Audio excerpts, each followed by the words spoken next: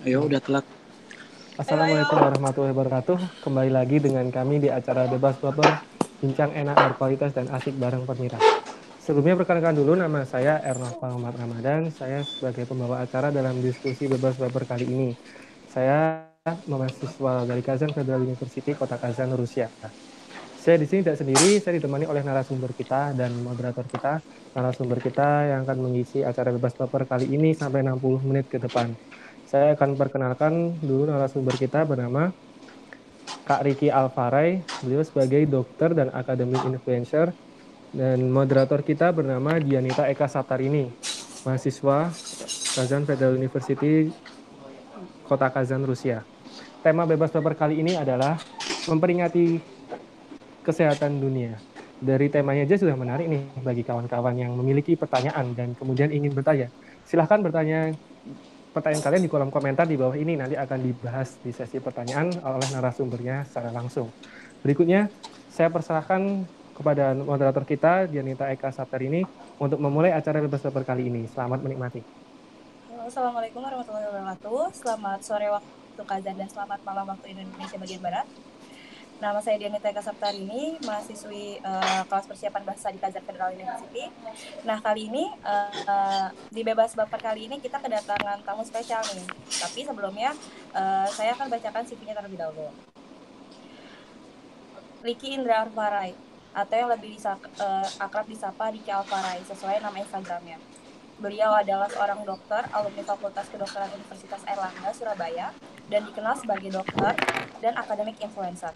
Sebagai seorang dokter dalam usia yang masih muda, Riki telah memiliki berbagai pengalaman karir yang bagus dengan IPK program profesi pendidikan dokter berpredikat summa cum laude atau di atas 3,75. Dr. Riki mendapatkan beberapa prestasi baik di bidang nasional maupun internasional, baik ilmiah maupun non-ilmiah. Di antaranya, pertama, representatif Indonesia dan peraih penghargaan dalam acara 16 AUM and 5th ASEAN Plus 3 Japan Korea Republic of China Educational Forum and Youth Speaker Contest 2016 yang bertempat di Mahidol University, Bangkok, Thailand. Yang kedua, representatif Fakultas Kedokteran Universitas Airlangga untuk menjalin kerjasama dengan National University of Singapore, General Secretary and Representative of Faculty of Medicine, Universitas Airlangga, Student Council in Student Council Exchange in National University of Singapore, or NUS, on January 2016.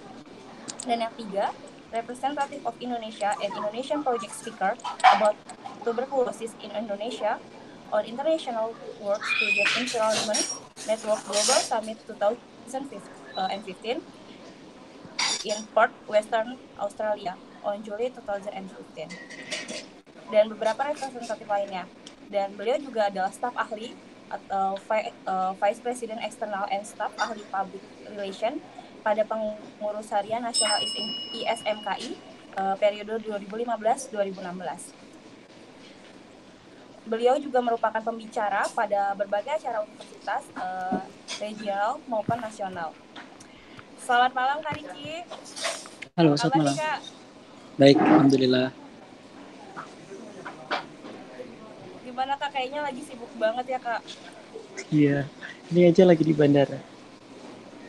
Aduh, kesibukan belakangan ini apa aja nih Kak?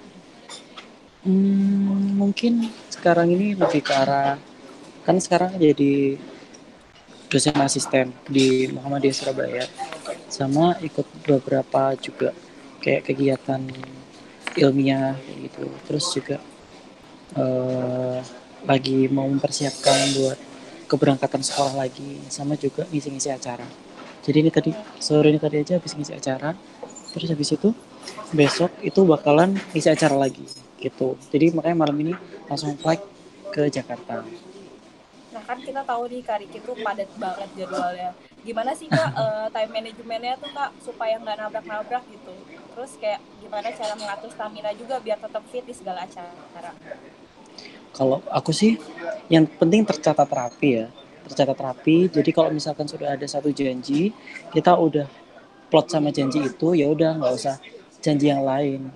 Nah kalau seandainya nanti pengen time management yang bagus, kalau dalam hal belajar, yang penting sih nyicil sih. Misalkan kita bisa tahu jam segini sampai jam segini lebih baik kita ngapain, jam segini kita ngapain, terus habis itu kita juga lebih ke arah skala prioritas yang paling penting itu yang mana gitu. Terus kan tadi Kak Riki sempat bahas mau lanjut sekolah lagi. Bisa dibocorin nggak Kak ke teman-teman kira-kira mau lanjut apa, mau lanjut kemana gitu. Kayaknya teman-teman juga pada penasaran Kak. Doain aja ya, bismillah. Insya Allah lanjut PhD program ke Jepang, insya Allah berangkat September kalau nggak Oktober. Bismillah. Amin, amin. Ya udah mungkin teman operator kita langsung aja karena Kak Riki juga udah nyiapin materi presentasi untuk kita. Oke. Jadi aku ingin menjelaskan mengenai sebenarnya tentang Hari Kesehatan Dunia kali ya. Ya, Mungkin bukan sesuai PPT-nya tema. aja yang diituin. Mungkin aku aja.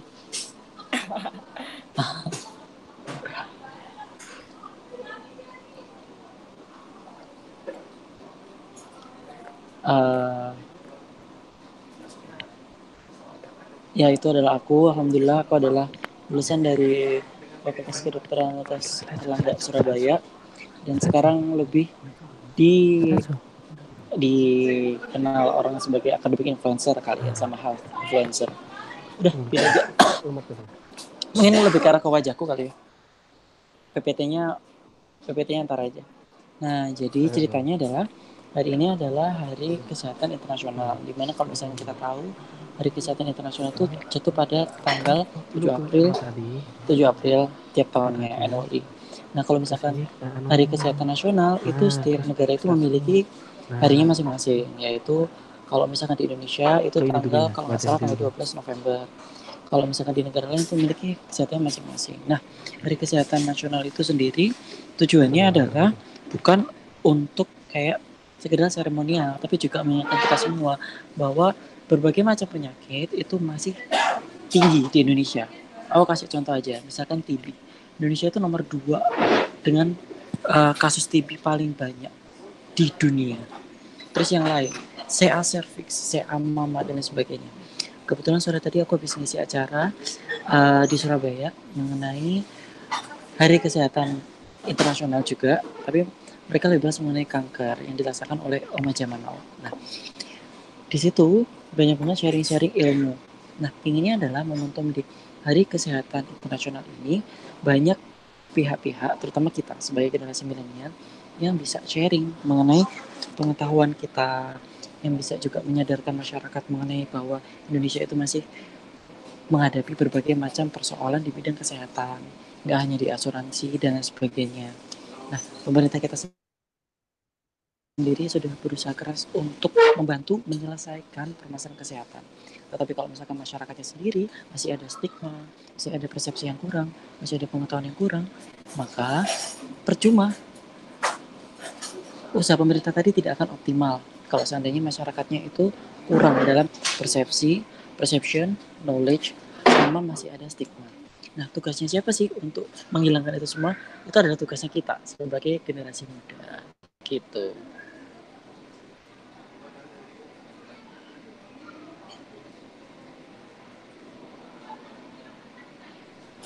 Berarti kalau untuk kesehatan tuh nggak cuma teman-teman medis aja itu ya kayak maksudnya kayak semua dalam dia profesi apapun juga harus ikut terjun gitu juga nggak sih Kak? Dalam kata dengan kata lain. Iya, itu nggak cuman harinya buat dokter, nggak cuman harinya buat perawat. Itu adalah harinya buat kita semua. Nggak cuman harinya buat profesi yang kesehatan juga. Tapi itu adalah harinya untuk kita semua. Jadi kita semua harus tahu mengenai masalah apa sih, masalah kesehatan apa sih yang sedang dihadapi oleh negara masing-masing dan apa sih perannya kita untuk mengatasi masalah-masalah tersebut gitu. Tapi kan nggak yang maksudnya nggak sedikit Kak kalau di Indonesia itu kayak mengkotak-kotakan profesi gitu loh Kak. Jadi mungkin yang profesinya ini kurang peduli sama profesi yang lainnya. Itu untuk mengatasi hal-hal yang seperti itu tuh saran dari Kak Riki sendiri tuh kayak gimana ya Kak? Supaya kita aware gitu, supaya kita sadar kalau kesehatan itu ya memang untuk semua gitu. Sarannya ya. Kalau menurutku sih kalau ada orang yang berpikir mengkotak-kotakan profesi dan dia melaksanakan, itu adalah orang yang short mind banget, yang pikirannya pendek banget. Karena tidak ada satu profesi pun yang dia bisa berdiri sendiri, apalagi di bidang kesehatan. Kayak seorang dokter. Dokter itu nggak bakal bisa dia berdiri sendiri, ngurusi pasien dari A sampai Z. Nggak bakal bisa. Pasti butuh perawat, pasti butuh yang lain, pasti butuh apoteker, pasti butuh tenaga laboratorium dan lain sebagainya. Jadi kalau misalkan kalian merasa kayak profesiku ini ya udah profesimu dan profesimu itu adalah hal yang salah. Dan menurutku semakin dekat, apalagi di tenaga kesehatan ya, semakin dekat kita dengan profesi yang lain, maka kami yang diterima oleh pasien itu akan semakin optimal gitu sih. Oke, Kak. Menarik nih, Kak.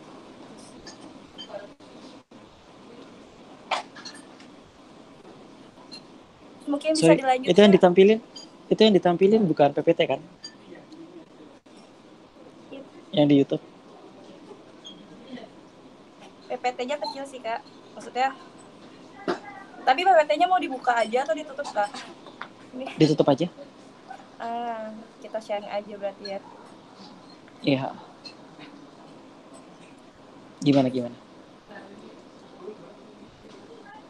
Terus Kak, awal mulanya terjun dari yang tadinya kan jadi mahasiswa kedokteran itu sibuk banget, Kak. Terus tiba-tiba bisa terjun jadi apa ya, social influence itu kayak gimana sih, Kak? Maksudnya tidak menyita waktu selama menjadi mahasiswa kedokteran atau gimana, Kak? Yang kita ketahui kan selama jadi mahasiswa itu sibuknya bukan main, Kak. Menurutku sih, aku dulu itu dari awal itu memang anaknya organisatoris banget. IP ku sampai pernah turun jadi 3,09 itu dulu karena aku organisasi banget. Aku baru kayak berprestasi dan sebagainya itu waktu semester atas. Dan aku baru berusaha untuk memperbaiki nilai dan lain sebagainya itu waktu aku semester atas dan waktu aku koas atau profesi. Nah, pinginnya adalah kalau misalkan uh, kita tahu kalau misalkan mahasiswa kedokteran itu sibuk dan lain sebagainya, tapi kalau misalkan mahasiswa kedokteran cuma kayak belajar pulang selesai ya selesai, harus juga Gitu ya, diimbangi Kak? sama soft skill mending kayak organisasi dan lain sebagainya. Terus gimana cara membagi waktu, kan sibuk organisasi, sibuk juga kuliah, terus habis itu gimana cerita bisa jadi kayak academic influencer yang sekarang, nah atau hal influencer yang sekarang. Menurutku adalah yang terpenting adalah niat. Kalau misalkan kamu udah niat, kamu pingin banget, kamu nanti bakal bisa sih ngelakuin apapun. Kayak aku tuh organisatoris banget dulu, sampai dari zuhur sampai isya itu aku di kampus terus, di BEM kayak gitu sampai 2 semester, IP jatuh dan sebagainya. Tapi hikmahnya adalah aku deket sama dekanat, jadi ketika aku bisa kayak lomba ke Australia terus habis itu ke Thailand dan sebagainya, itu aku gratis, semua ditanggung oleh universitas, dan bahkan menang dan aku dapat uang itu buat aku, universitas nggak minta. Nah, dan juga kalau misalkan dari awal deh kita nggak bisa bakalan jadi aku harus terkenal dari awal, enggak. Tujuannya adalah niatkan buat kamu itu sharing mengenai pengetahuanmu. Orang mungkin bakal berpikir kayak gini, apaan sih orang kalau misalkan sharing ya banyak yang lebih pinter, kenapa harus sharing, kenapa kok kamu sharing gitu misalkan. Ya kalau berpikiran kayak gitu ya nggak bakal ada yang sharing gitu. Misalkan aku kasih contoh kayak gini, mengenai penyakit apa gitu. Orang kalau pikirannya ngapain sih dia bawain materi ini kan mestinya kompetensi penyakit, ini kan mestinya kompetensi dari spesialis, ini kan mesti kompetensi dari konsultan dan sebagainya. Ya udah, nggak bakal ada yang namanya sharing kalau misalkan terus-terusan seperti itu. Jadi menurutku kalau misalkan sharing ya sesuai dengan ilmumu dan niatmu dibaikkan, dalam artian niatmu adalah baik untuk mencari pahala ketika kamu sharing gitu misalkan, atau ketika kamu ingin untuk membagikan ilmumu meskipun hanya sedikit. Nah, kalau niatmu benar, lama kelamaan, insya Allah akan ditolong dan akhirnya bisa untuk terus berkembang kayak gitu. Itu sih jalannya, pikiranku sampai bisa sampai sekarang gitu. Tapi aku sendiri sekarang itu merasa kayak masih masih belum apa-apa gitu loh. Jadi kayak masih belum. Ya banyak yang lebih pintar daripada aku, banyak yang lebih baik daripada aku, dan aku merasa kayak Aku tuh bukan siapa-siapa, karena di atas langit pasti masih ada langit. Cuman aku merasa kayak nggak ada salahnya kalau misalkan aku berbagi ilmu, nggak ada salahnya kalau misalkan aku sharing, insya Allah juga pahalanya ke aku, kayak gitu. Gitu sih. Nah itu kan berarti dari awalnya memang harus ada niat yang ini ya kayak maksudnya niat yang tulus gitu ya, bukan semata-mata Bener. kayak ingin famous atau apa gitu ya. Nah Nah, di itu samping dia, itu itu yang harus di itu. harus digaris bawah ya kayak bukan untuk Heeh. famous gitu, tapi untuk sharing gitu. Nah di samping itu ada nggak sih Kak tantangan-tantangan yang di apa ya maksudnya yang dilalui gitu kan, yang kita ketahui kan Kak Riki tuh melalui itu kan nggak yang melalui proses mudah gitu kan. Maksudnya tantangan-tantangan apa aja sih Kak yang pernah dialamin sepanjang Tantangan. memulai itu? Heeh.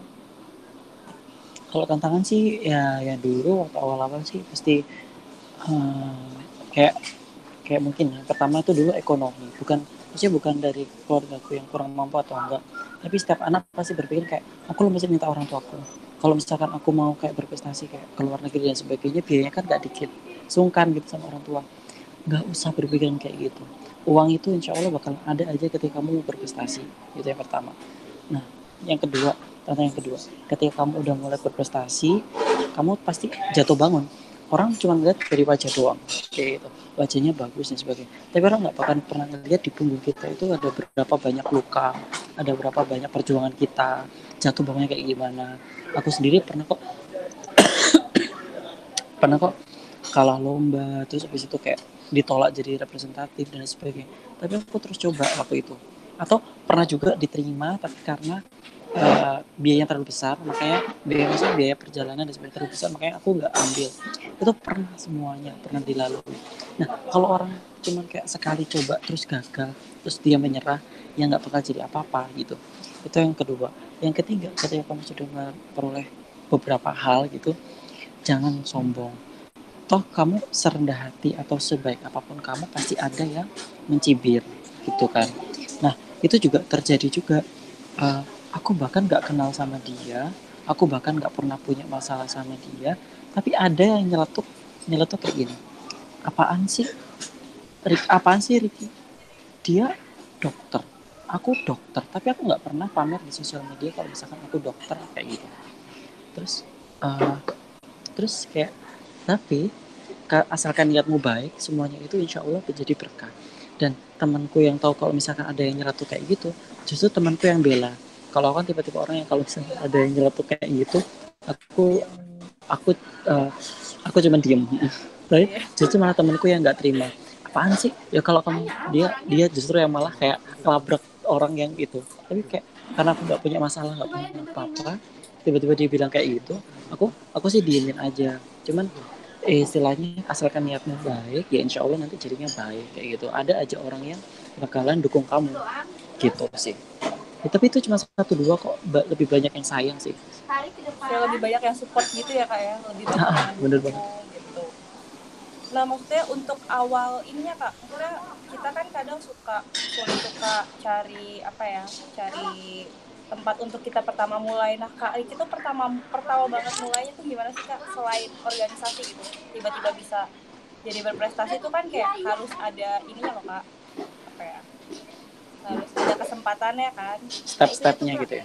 Step-stepnya itu loh Kak, kan kadang kita tuh kalau dia sendiri ya kadang kayak kebanyakan mikir kayak harus mau jadi apa, tapi jadi kayak tindakannya tuh nggak ada karena kebanyakan mikir aja, jadi nggak ada Nah itu dia. sesuatu yang dikerjakan Aku sih Kak. aku sih kalau aku sendiri ya, kalau aku sendiri sih prinsipku adalah just do it. Kalau ada kesempatan, terima dulu. Nggak usah banyak mikir. Insya Allah nanti kalau misalkan ada kesempatan, kamu terima, kamu persiapkan dengan baik, kamu nggak akan pernah tahu sekecil apapun kesempatan itu bisa menjadi kesempatan yang lebih besar nantinya. Bisa menjadi kesempatan emas nantinya yang mendukung karirmu. Jadi ketika kamu ingin melaksanakan sesuatu, ya udah just do it. Gitu sih. Aku nggak sebut, itu kan tagline-nya sepatu ya, aku nggak sebut merek. Itu kan tagline-nya sepatu yang mereknya depannya R, belakangnya E, tengahnya IK gitu kan. Aku nggak sebut merek sih, cuman ya gitu. Kenapa harus itu sama aja Kak. Aduh Kak Riki Ya ternyata udah. humoris juga ya Kak. kirain serius banget loh, serius. Berarti maksudnya kita gimana ya, kalau misalkan emang ada kesempatan yang datang ke kita, mau kita bisa atau nggak bisa ya terima aja dulu Kak. Mau gimana ke depannya Betul. kita sambil berproses Betul, gitu Bang. ya Kak ya. Kalau misalkan kayak kebanyakan mikir kayak aduh aku nih nggak bisa nih, masa aku bisa, ya udah kamu nggak bakal bisa terus. Tapi kalau kamu aduh ada kesempatan, oke Bismillah aku bisa, terus aku coba terus gagal, ya udah aku belajar, kesempatan lain datang, terus yaudah deh aku coba lagi, bisa, ternyata terus berikutnya kamu dapat kesempatan lagi karena kamu udah dipercaya, bisa lagi, bisa lagi, bisa lagi, ya udah insya Allah bisa terus. Tapi kalau misalnya kamu dari awal udah kayak dapat kesempatan kamu nolak, ya selesai. Atau kamu dapat kesempatan kamu coba kamu gagal terus kamu selesai, ya udah selesai. Tapi kenapa kamu dapat kesempatan kamu coba gagal, coba lagi. Atau siapa siapa tahu juga kesempatan pertama kali datang terus kamu beruntung kamu langsung sukses, ya kan? Oh iya, nggak ada yang tahu juga ya Kak tentang itu, motivasi Betul. seseorang. Terus kali itu kalau seandainya, kan kita tahu lah, maksudnya kali ini nggak semuanya mulus. Terus kalau seandainya lagi jatuh, sejatuh-jatuhnya itu yang bikin motivasi apa Udah sih sih, udah Kak pernah yang sih jatuh-jatuhnya dulu. ya yang motivasi apa Kayaknya sih yang sekarang bikin udah cukup deh. Kak Riki? Kayaknya harus preparation yang baik supaya enggak gitu. Kenapa? Nah iya, ya saat lagi down kayak gitu tuh Kak, motivasi apa sih Kak yang bisa bikin Kak Riki kayak stand sampai sekarang lagi gitu, tetap berdiri sampai sekarang gitu? Motivasi Kalau aku terbesar sih apa simpel gitu? sih. Aku pengen balik. Ini kayak bullshit gitu ya. Cuman ini bener-bener aku rasain. Jadi kayak kalau aku sendiri sih, aku pengen bahagiain keluargaku, mamiku terutama, adikku kayak gitu. Karena apa? Karena dari kecil semua yang berjuang itu orang tua aku, terutama mamiku sih. Aku pengen bahagiain. Nah, aku juga pengen banggain. Nah, kalau seandainya aku kayak sekali jatuh terus selesai, ya yang kasihan nggak cuma aku doang tapi juga orang tua aku. Jadi ya udah, itu motivasiku. Terus habis itu kalau misalkan kita benar, ya udah lakuin aja, kenapa harus malu gitu. Itu sih aku, insya Allah. Terus nggak tahu sih, aku merasa kayak setiap kali kita berusaha terus habis itu kita berdoa dengan baik, Allah tuh selalu memberikan hasil yang baik. Kayak kalau kamu gagal, nanti insya Allah dapat rezeki yang lebih banyak gitu. Kalau misalkan kamu beruntung, jangan lupa juga tetap nunduk lagi, jangan terlalu sombong. Menurutku sih gitu, nggak tahu sih, itu menurutku doang. Dan satu lagi, aku tuh selalu yakin kalau misalkan sesudah ada kesulitan pasti akan kemudahan. Nah itu kan Yes. janji janji Tuhan kita, Ya setelah hujan diulang 2 kali pasti dalam ada satu surat. pelangi ya Kak ya. Iya kayak Oh, benar-benar. Itu sih. Terus Kak, kalau gimana ya? Kalau untuk awal masuk fakultas kedokteran sendiri tuh lika-likunya gimana sih Kak? Yang kita tahu kan buat bisa masuk di situ tuh, soalnya waktu itu dia emang pernah pengen punya keinginan buat di FK Erlangga sih Kak, cuma nggak jadi. Maksudnya cuma nggak sekarang dapet. dapatnya kuliah di Rusia, ya kan?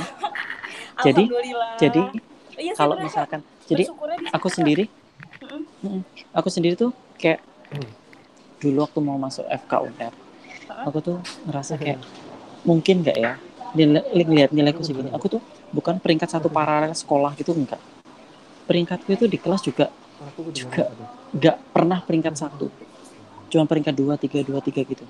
Nah aku tuh merasa kayak uh, terus terus aku tuh waktu apa namanya, waktu daftar kan ada konsul nilai buat ke lembaga bimbingan kayak gitu, dilihat nilai ini kira-kira bagus apa enggak kayak gitu.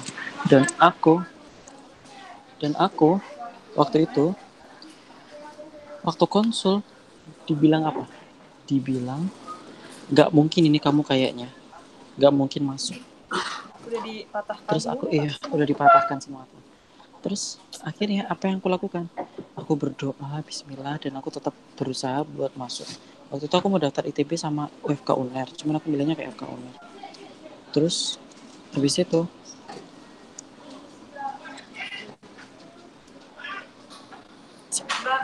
nah terus habis itu aku ngerasa kayak down banget kan, tapi aku terus coba terus sama orang tuaku juga didoain, kita berdoa waktu kayak sholat waktu kayak Ramadan gitu kan, memang keluarga aku kan kayak rajin traweh, rajin rajin Lailatul Qadar gitu-gitu lah, pokoknya berdoa banget. Terus tahu akhirnya apa?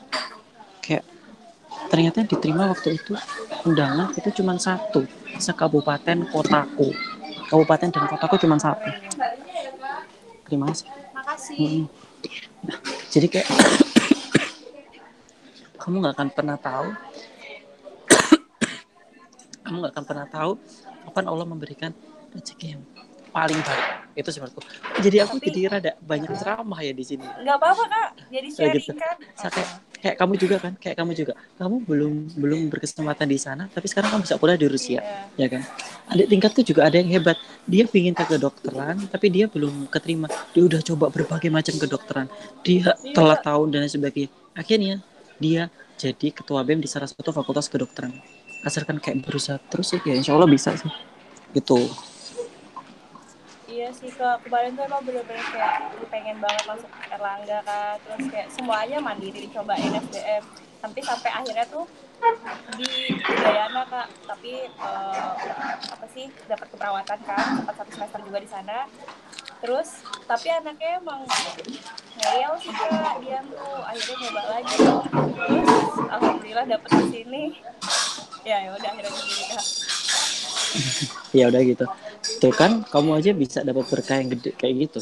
Asalkan kita berusaha, nggak down dulu, terus kalaupun jatuh kita bangkit lagi, insya Allah dapat rezeki yang lebih besar sih.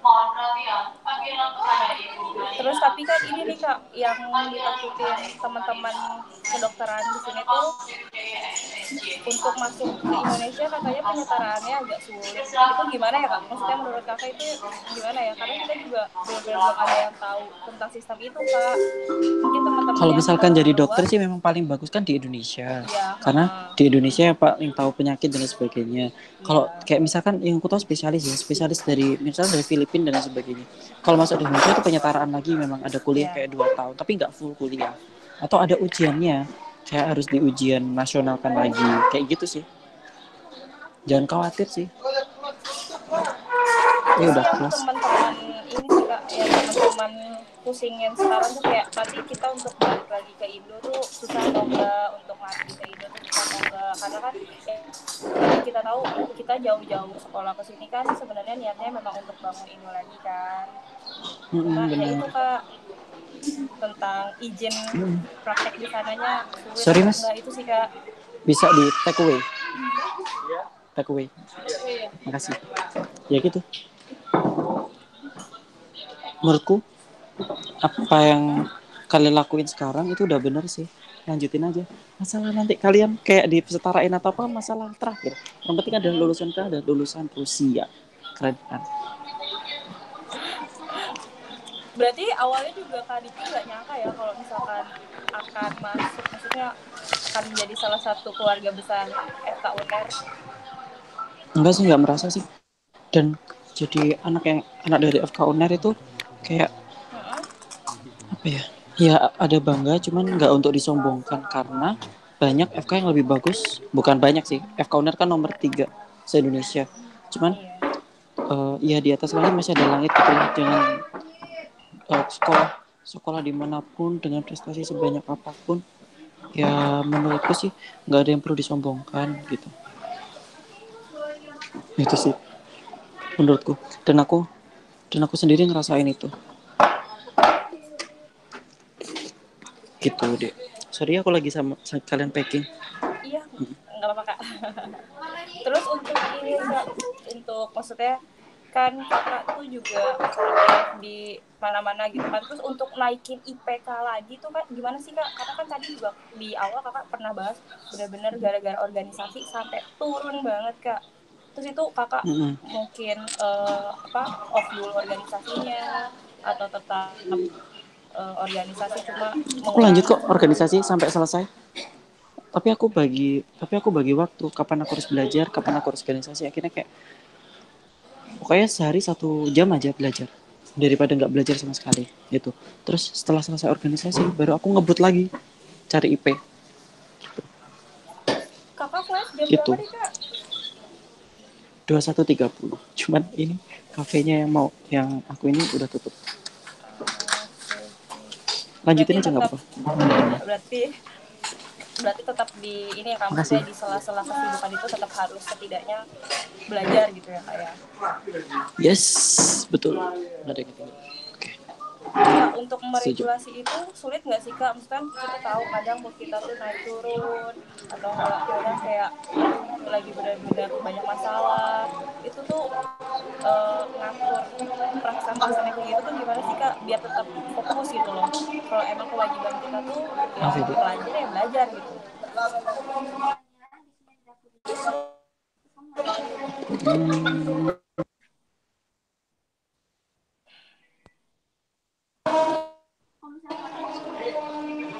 Halo? Udah nyambung ya? Sorry ada telepon. Iya Kak, ya nggak apa-apa Kak. Udah nyambung ya? Sorry ada telepon. Nah, jadi menurutku sendiri, Heeh. kalau misalkan eh ada tempat charging lagi. Sorry ya, aku pindah bentar. Jadi menurutku kalau misalkan kita mau kayak lebih effort gitu, Heeh. semuanya bisa sih. Kayak nggak melulu harus ada tuh. Oh ini bisa.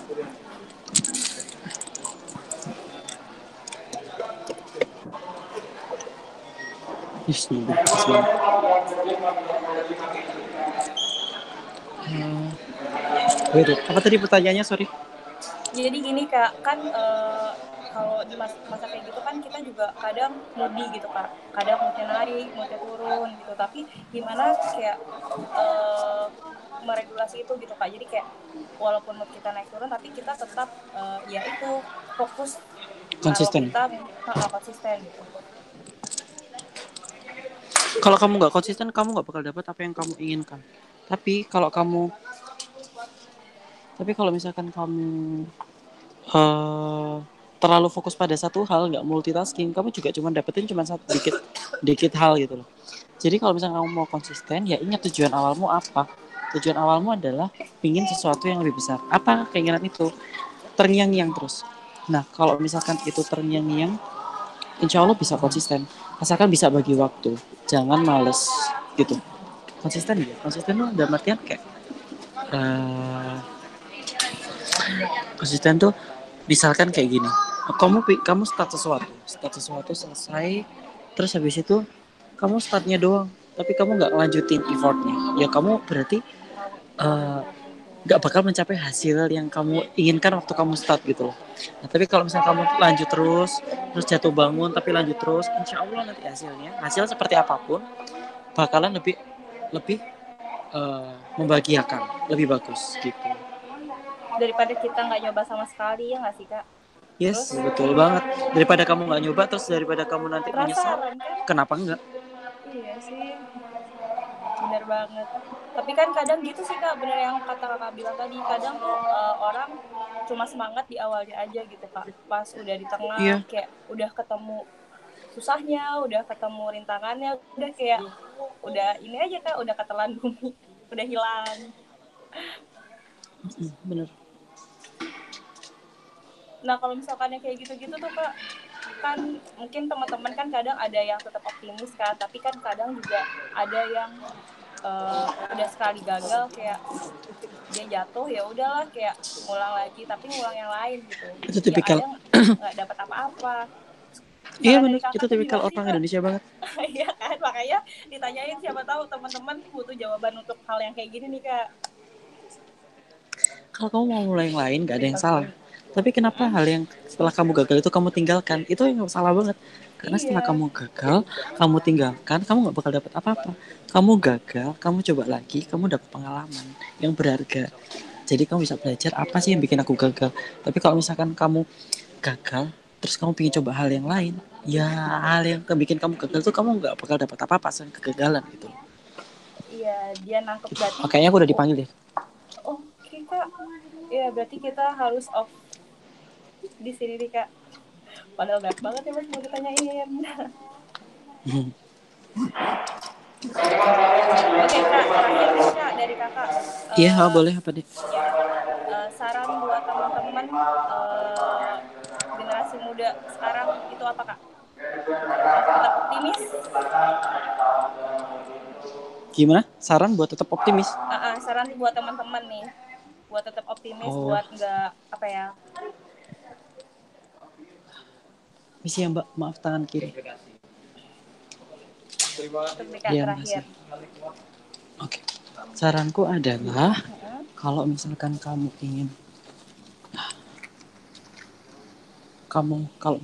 ingin untuk dapetin sesuatu yang kamu inginkan, coba coba lagi dan lagi.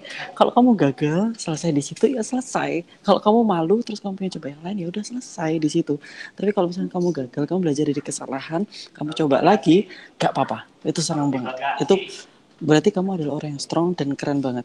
Tapi juga gak ada yang salah ketika kamu juga mencoba hal yang baru. Yang penting kegagalanmu itu bisa menjadikan guru yang sangat baik bagi kamu gitu. Kayaknya aku mau masuk pesawat gitu. Sama Oke. besok jangan lupa lihat di Brownies Trans TV jam 12:30. Oke Kak, pasti nonton, nanti pasti di share. Oke, udah kita balikin. Aduh, kayaknya Noval juga nggak ada nih. Langsung aku aja yang nutup deh ya Kak ya. Boleh. Teman-teman, karena Kak Riki juga udah mau flight, diskusi kita akhiri sampai sini. Terima kasih untuk teman-teman yang nonton. Terima kasih juga untuk Kak Riki sudah meluangkan waktunya menjadi narasumber Bebas Baper kali ini. Selamat malam waktu Indonesia dan selamat sore waktu Kazan. Selamat perhimpunan. Dadah. Kak, jangan off dulu Kak, bentar. Ini udah antri masuk pesawat. Iya ya. Coba tapi di Udah end, belum? ini kayak masih terus di end Ram. Aku offin ya. Iya Kak. Oke, duluan ya, Dek. Thank you Iya, ya. Yuk, makasih banyak ya assalamualaikum. Kak.